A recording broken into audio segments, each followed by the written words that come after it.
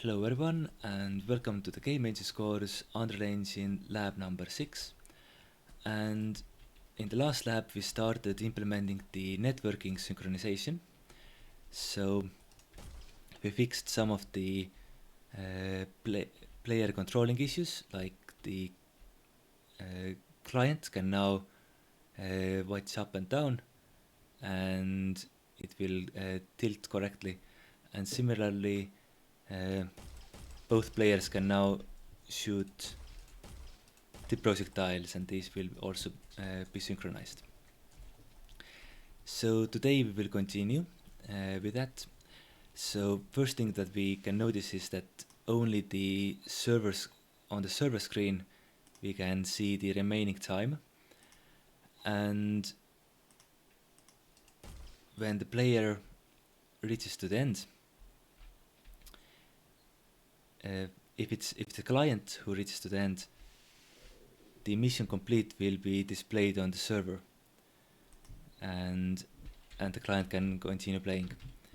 And similarly, when the time remaining time reaches to the end on the server, it only stops the game on the server. So something is going on here. And to understand what's happening,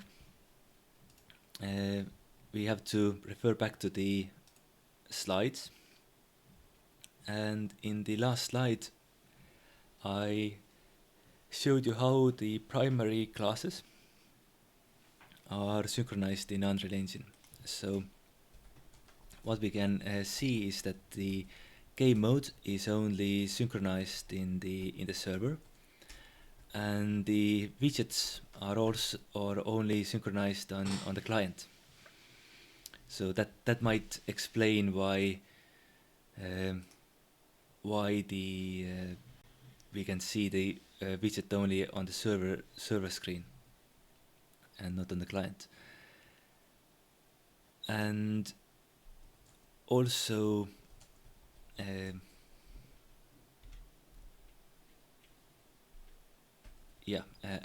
and other classes are synchronized between the servers and the clients.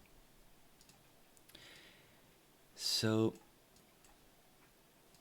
right now most of the game game state logic is happening in the game mode. So all the logic, how the game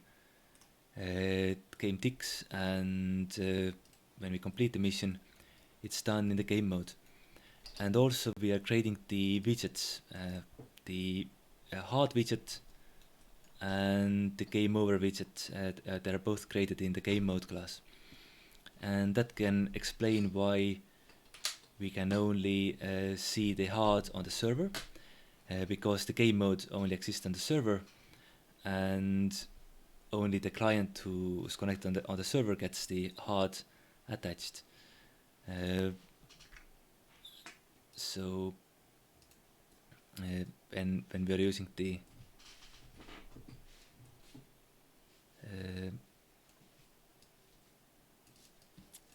this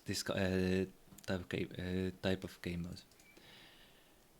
Now, clients or connected clients never get the HUD, and that's the issue, and that's probably the first issue we should start fixing.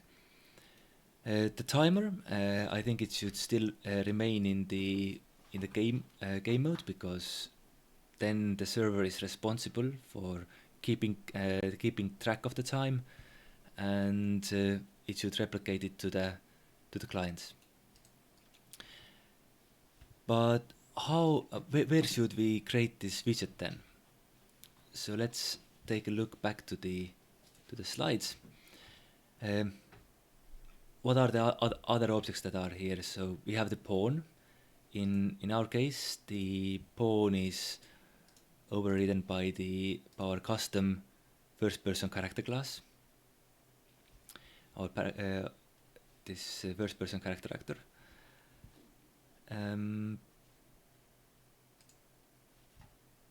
So we shouldn't store it in there, because well, the pawn is not directly directly connected to the player who's playing and whose screen we can see. We can possess different pawns throughout the game.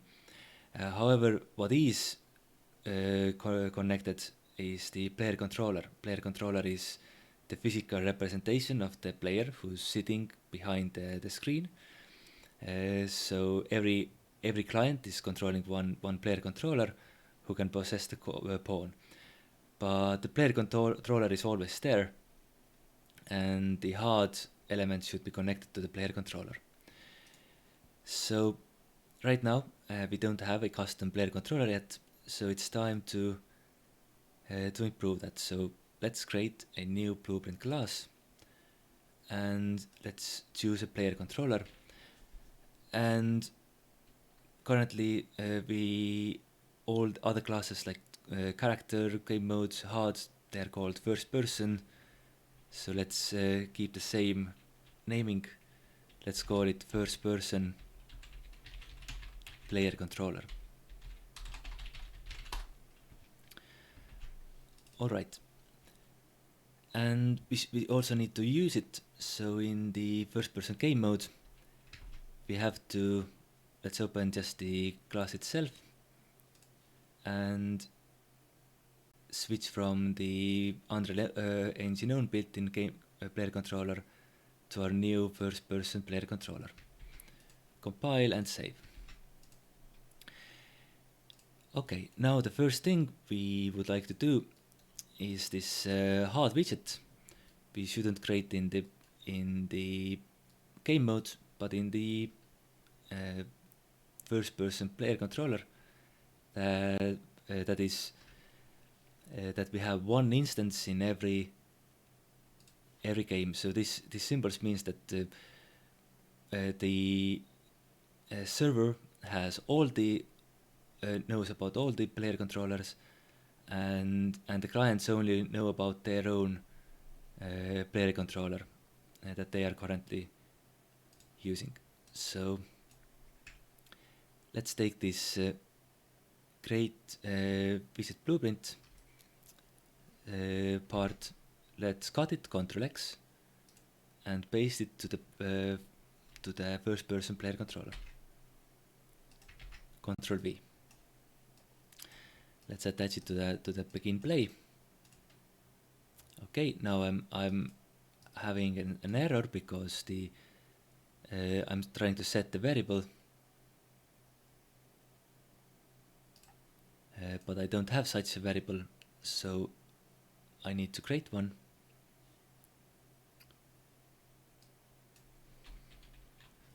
Let's promote the variable hard widget. Connect these and remove the old node. All right. And in here, we don't actually need this hard widget anymore because we don't have we are not making it. So let's remove this variable. And this set time starts complaining. So let's disconnect it for now.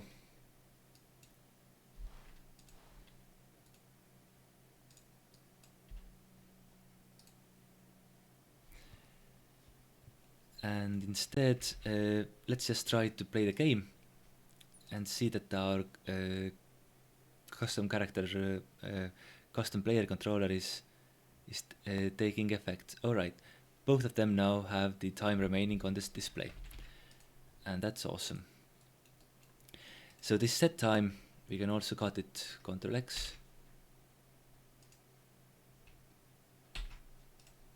Ctrl V, and we should instead call this set time in here. So let's create a new custom event for that.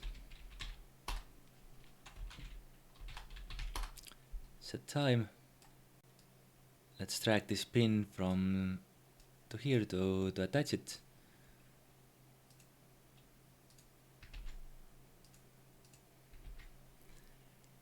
And I think it's working now.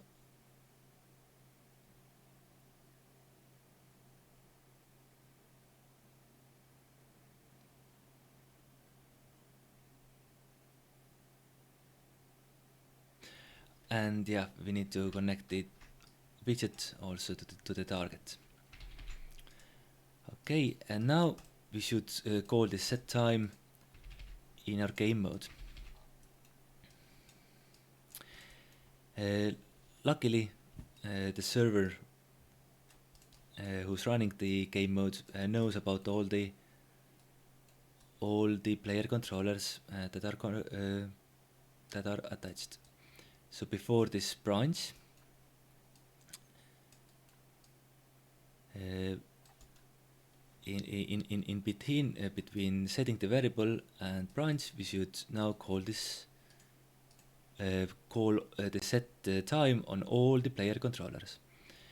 So player controller we got by through this get player controller node with the player index, and we need to know how we have to loop over all of them. And luckily we also know it in the game mode. We already know we have the function get number of players.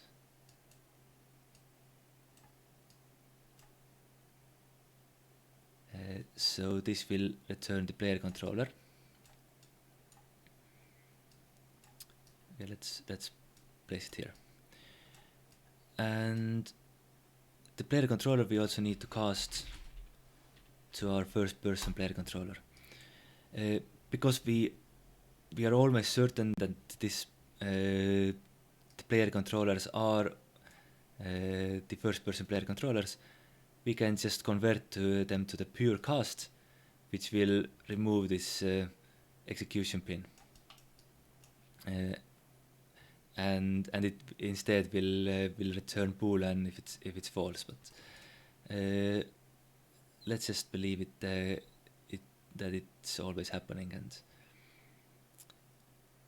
and it should, because we are defining this certain player controller in the game mode, and we don't have to.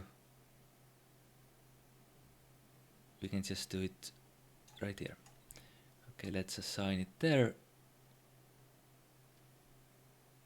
Oh, actually I'm getting the number of player controllers.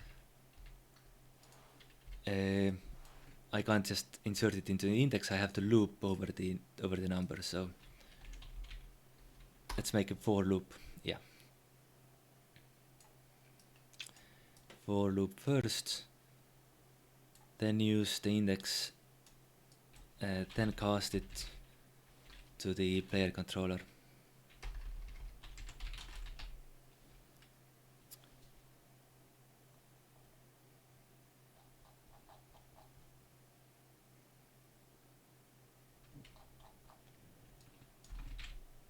Cast to first person player controller. Okay, actually, yeah, we can just use this one. If it completes, we can head back to the branch.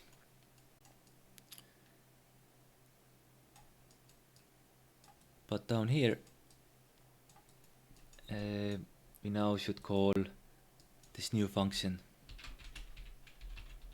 set time and insert the remaining time. We can just take this variable again and insert it here. Alright, we are looping over all the player controllers and updating the time.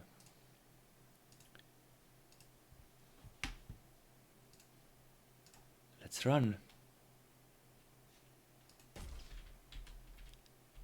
And absolutely nothing happens.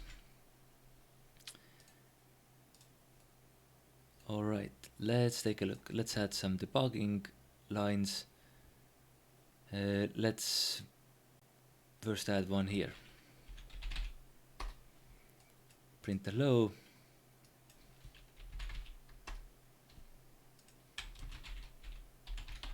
And print set time.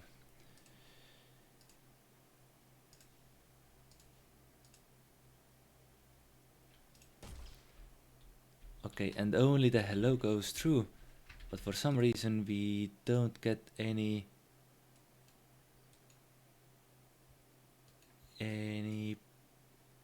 player controllers. Okay.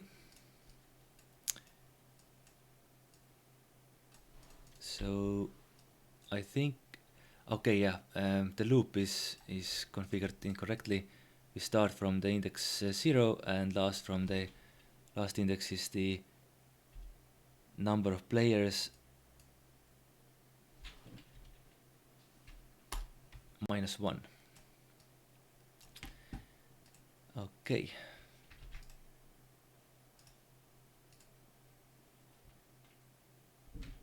Or maybe it's just the number of players. Nope.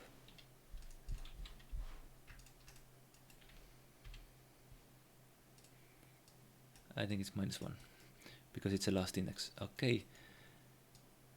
Then let's see how many times we are printing this thing out now.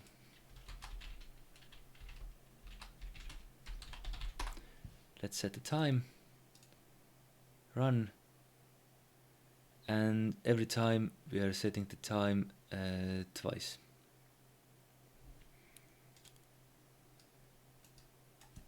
Or maybe just add the player index here. So 1 2 1 0 1 0 1 0.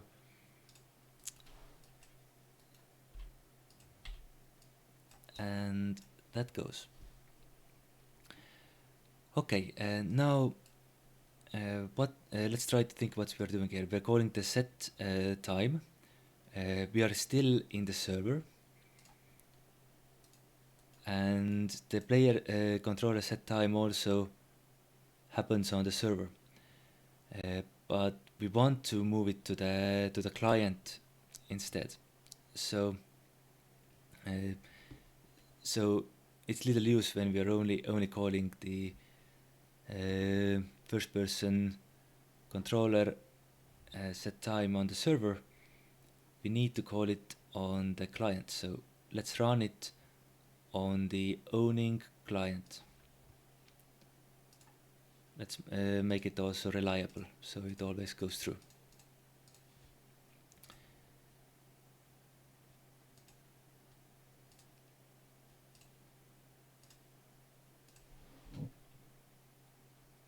And now it's working at least somewhat, because it's updating on both of them. However, it seems that we are adding more than one hard for the server.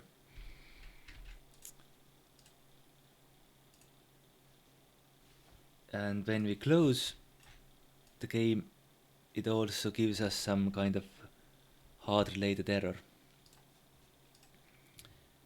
And I think I know why it's it happening is because we are adding the hard on the server side as well. So is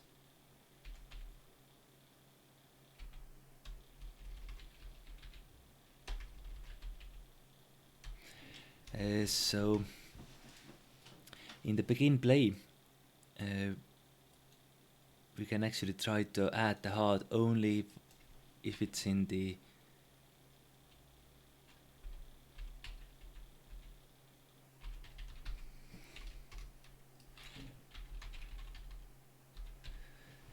on the client client person controller.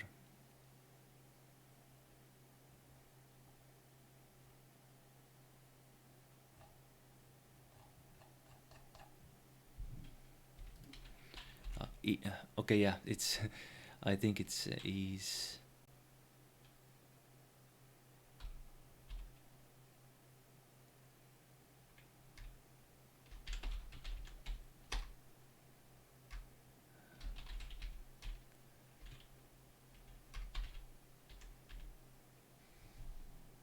yeah, Paul is locally controlled and let's add a branch in between. If it's if the controller is locally controlled, only then we will create the widget blueprint. Let's see if it fixed the problem. And yeah, now it only adds one hard to both of them. Yeah, why this was necessary? Because well, while all the players or all the clients only have one player controller, on the hosting server machines there are player controllers for all of the connected clients, and on this server machine it created this HUD multiple times. But now this is one more thing that's fixed. Okay, but we haven't tackled the beast in the room yet. So in the first person game mode,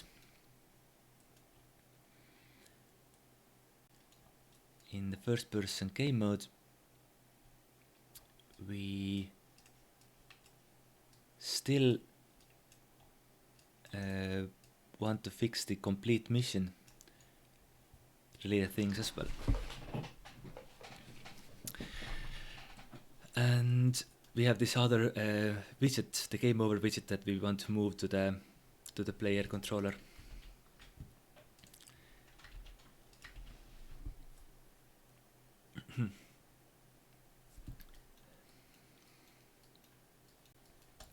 So the question is where to begin.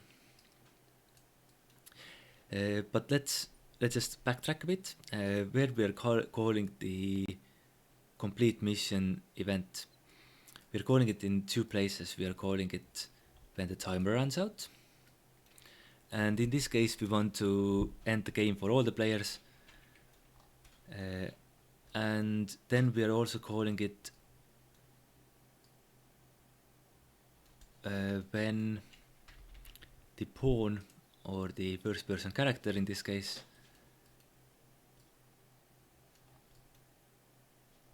not this one, when it steps on the, let me close this one, when it steps on the extraction zone. Yeah, in the extraction zone we have the actor begin overlap, and in this case we also pass the instigator pawn that we can use to determine which character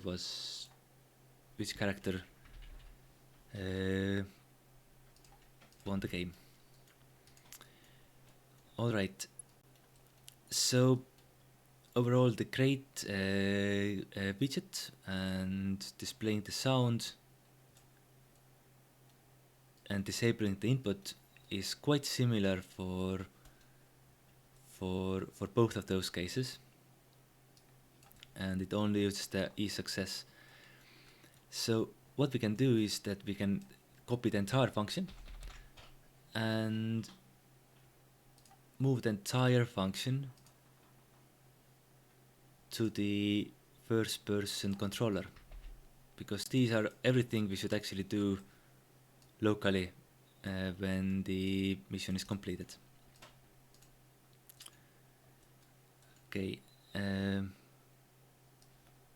yeah, only the ticker is something that we can that we are currently destroying, but we should keep in here. So let's, yeah, currently I deleted the ticker from at the end of the first person controller. Okay, let's unattach this ticker right for now. Let's deal with it later, but we have this all of these things. Okay, it plays a sound, it disables the input, it creates the widget, adds it to the viewport, sets the text, and also sets the camera to the spectating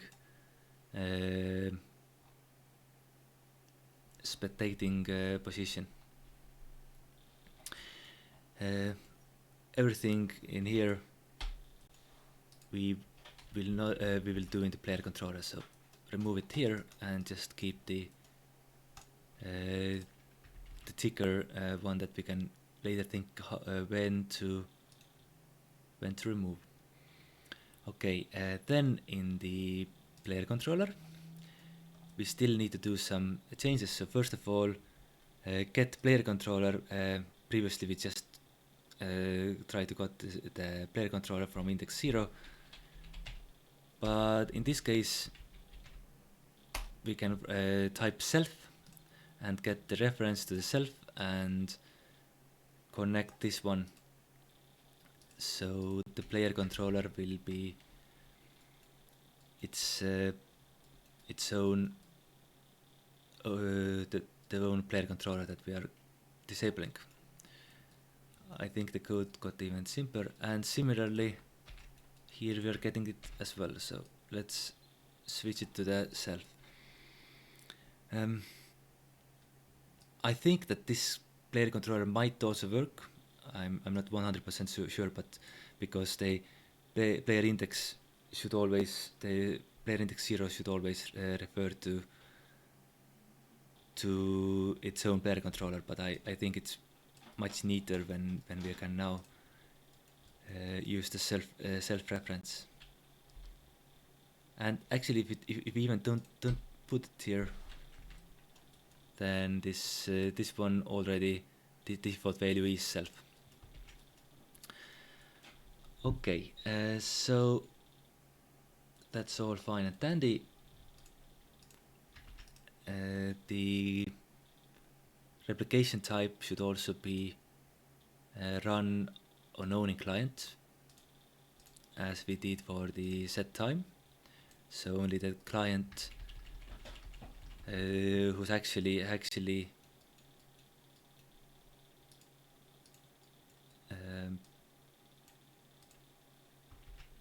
only the one client should only the player controller should that's actually controlling the client should the player controller that the player is controlling should trigger this complete mission event. Okay, and now the hard part. This runs on the right client, but what should we do in here? We have the complete mission. This is where we can add the branch. So we wanted to handle it differently. In case of success, we wanted to call it on the client who won the game, and other players can keep playing. And for the in case of losing the game, we want to call it on all the players.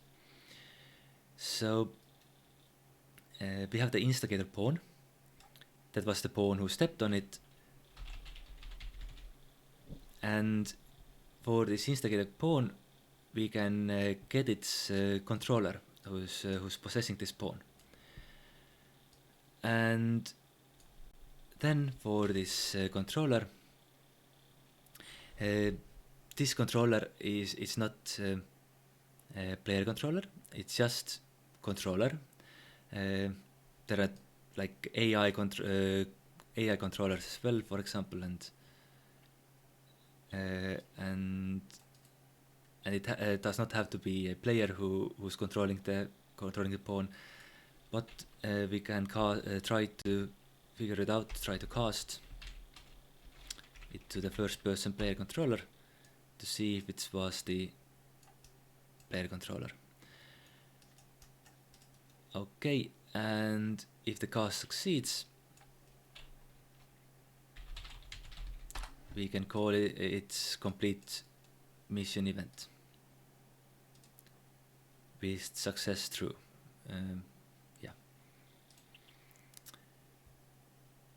because we already have this branch in between. So let's hold on our thumbs and see in the client. If I am ending the game, I can see the mission complete on the client, and the same thing happens on the server. So that's okay. But oh no, another error. So we are trying to access some none, trying to read property instigator pawn, and it's in the first person controller.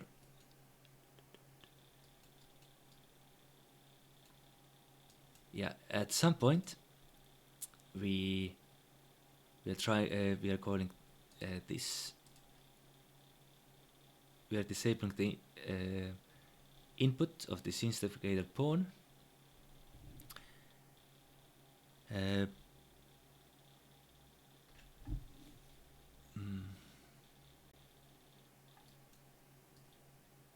that's actually the only thing why we are using the instigator pawn here.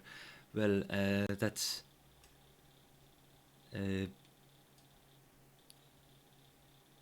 quite a dummy thing. So we can get the possessed pawn. So we can get the controlled pawn and use this one as the target to disable the input. Okay. Let's try again. Okay. And yeah, the mission is complete. So yeah, we shouldn't actually pass this instigator pawn in this event at all. So we can just get the controlled pawn from self and disable its input. Very nice. And this instigator pawn, we are not using it anywhere else, so let's remove it. Click the X button to remove the pin. Less data to send over the internet. Alright. Complete mission. Right click, refresh nodes. Okay, it does not have the instigator pawn. Just the target. Alright, and secondly, when the timer runs out, for testing we can also now decrease the remaining time. Let's set it to 10. And then we can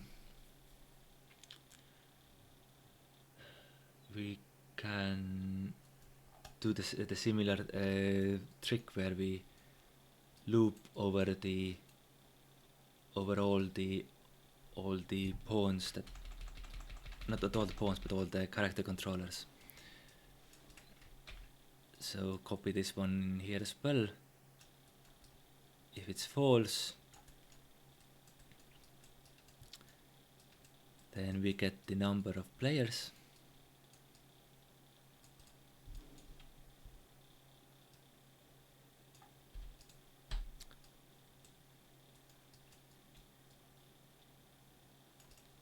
And we try to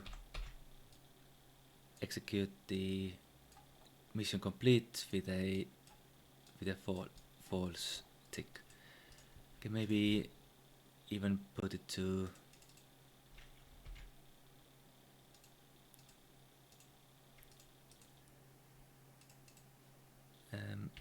yeah, maybe the remaining time of 10. No, 5 is very good. Okay, so extraction zone, game mode. Okay, let's take a look. So in the false branch we get the number of players, loop over them, get the player controller, cast it, and complete the mission if it was possible.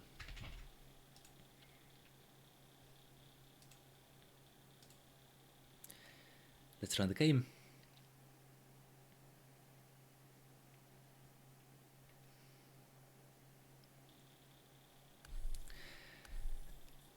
Okay, mission failed on both of them, but yeah, we are not resetting the timer, and that's why it kept, at least in my computer, it kept playing the mission end. So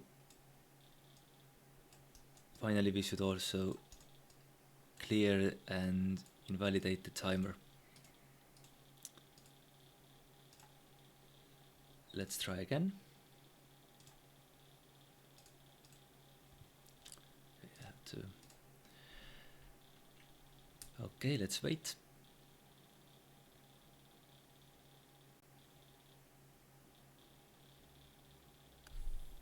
And the time stops moving. However, let's now try to finish the game with the player and see what happens when the time runs out. Oh, and it also adds the mission failed when the time runs out. So previously we stopped the timer handle when one player reached the end, but now we don't do it. So in the first person character controller, in the first person character controller, what we can do is we can just add a boolean is finished,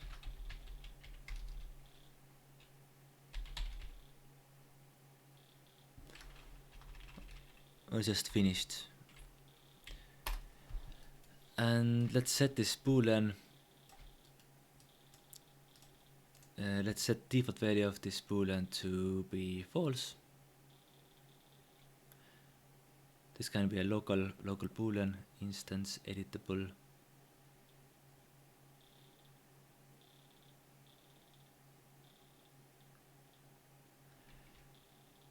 Okay, we have to compile, then I can make sure that the default value is false, and whenever we complete the mission, the first thing we do, we set it's true. And before that, we can actually add a branch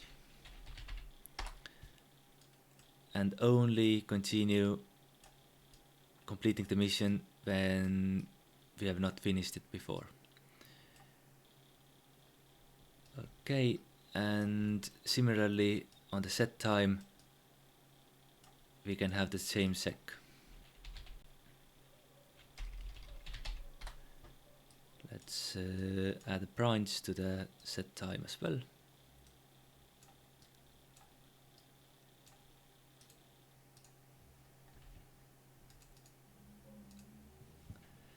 In opposite, you can add a bool is running and connect the true pins if you prefer that way. Okay, now when I'm finishing the game with one client,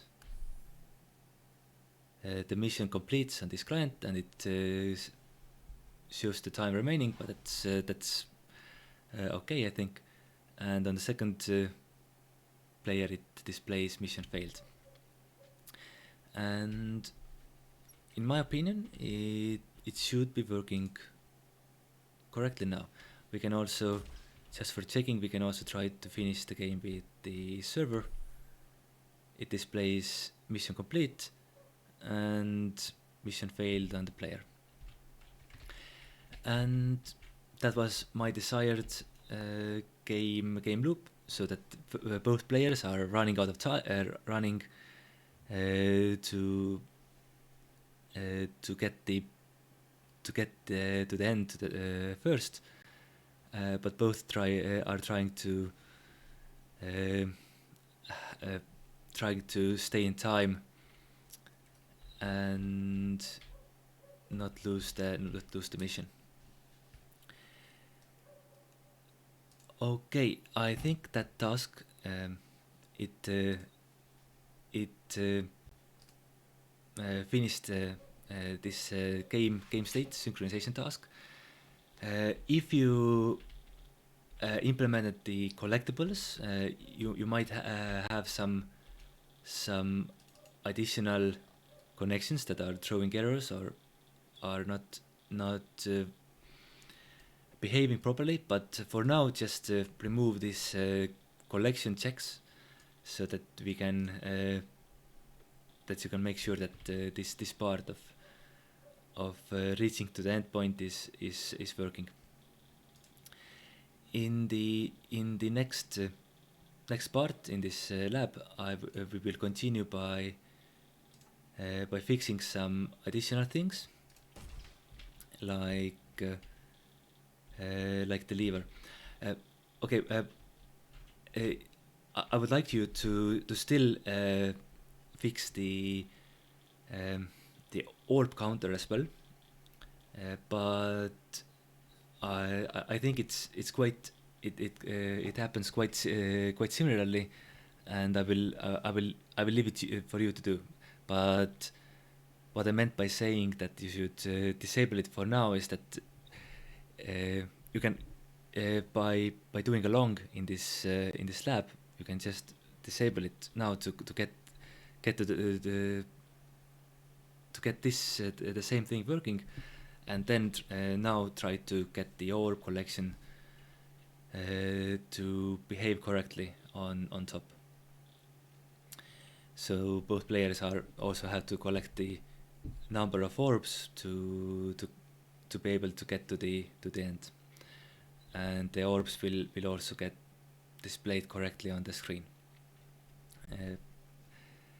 Okay, so in the next part we will see how to improve the opening of the door. So let's see, we have this lever, and quickly see how it's behaving right now. Okay, I need to increase the time first.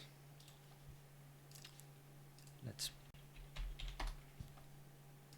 to be able to test the lever. So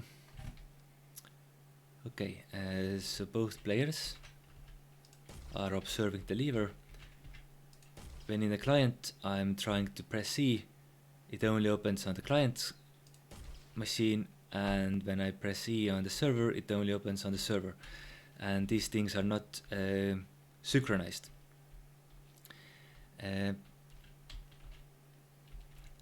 But the next goal is to synchronize it so that whenever one player presses the lever, it should open the door for both of the players, and it's how many games are doing it, that there is a lever and either one of the players can pull them to open the door, and yeah, typically this kind of thing should not be synchronized. I even think that when currently in the client, when I open the door,